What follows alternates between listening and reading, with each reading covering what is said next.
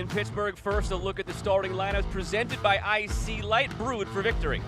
Two of them because of injuries to Daniel Flores and Colin Smith, the two fullbacks, both injured. So Ryan Flood comes in. Right. And their trademark black and yellow. Matthew Corrigan, the referee, sends us on our way. It is Judgment Day in the USL Championship. It is the Pittsburgh Riverhounds and Phoenix Rising from Pittsburgh.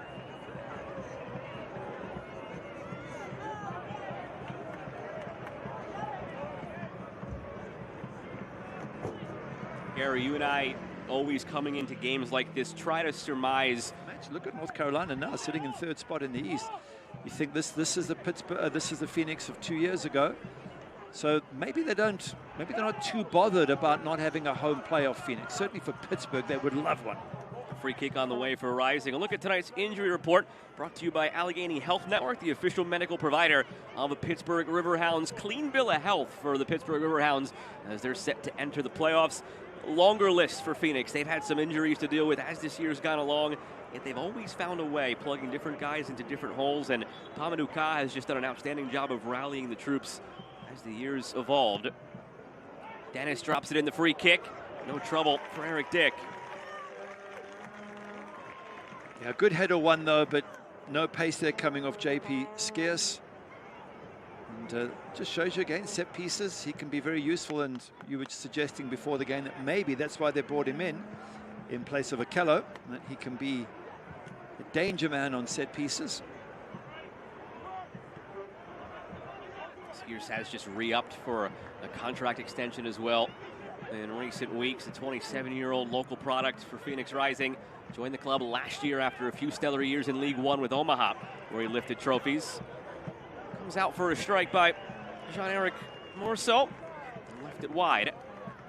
Stats as far as how Pittsburgh have controlled things despite the scoreless nature still. Pittsburgh 36 final third entries. Phoenix just 17. Just shows you much of this game has been played down at this end. And here they go again through Etou. Mertz looking for Augie. Williams brings it down. Williams, save made by Rakovsky. It was sort of caught between two minds there. Williams went for a chip from that tight end. Some players, we've got to also add that players are playing for contracts Absolutely. as well. And in this system in the USL, most contracts are year by year. Kept in play by Ydrach. And works nicely out of that corner. I think that contract situation applies very much to teams that don't make the playoffs. Some of those teams mentioned, Oakland, Monterey Bay play tonight, Las Vegas. Those players in particular will know that the new coach who's either just come in or coming in, I'll tell you more in a moment. Biasi end line. Biasi cuts back inside, goes himself off the post. That's fantastic from Luke Biasi. Another good switch of play.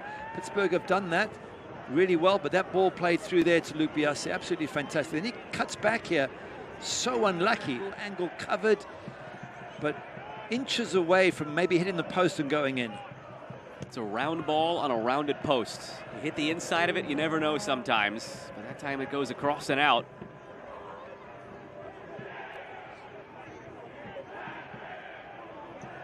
Just another danger moment though for Pittsburgh. Phoenix have had very few. Maybe something else on now for the Riverhounds, closing in on halftime.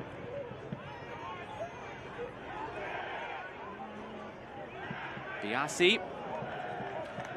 You can get ready for all the exciting postseason action as the USL Playoffs presented by Terminix kick off next week. The top teams will battle it out for the ultimate prize. You can go to USLChampionship.com for all the latest playoff information. On the turn, Sample feeds it wide. All serving. Shout from Mertz that he got elbowed. Sample though, the volley.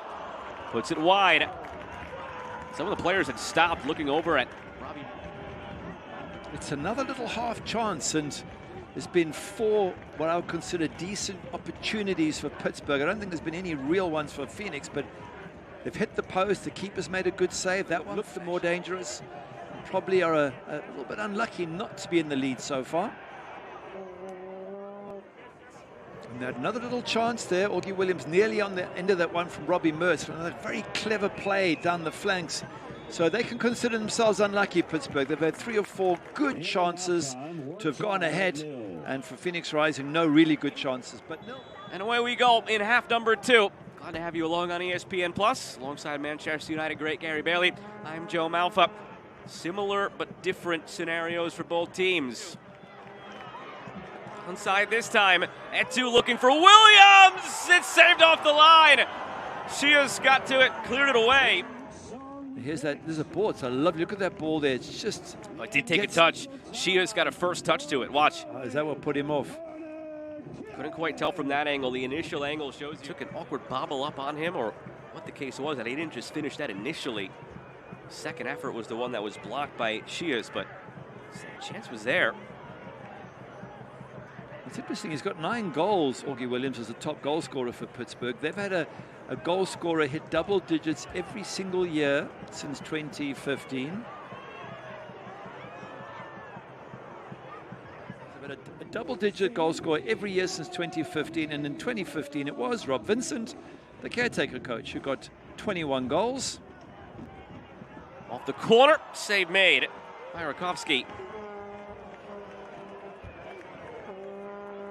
The big question is then, can Augie get another goal and hit those double digits and keep that run going for Pittsburgh Riverhounds strikers?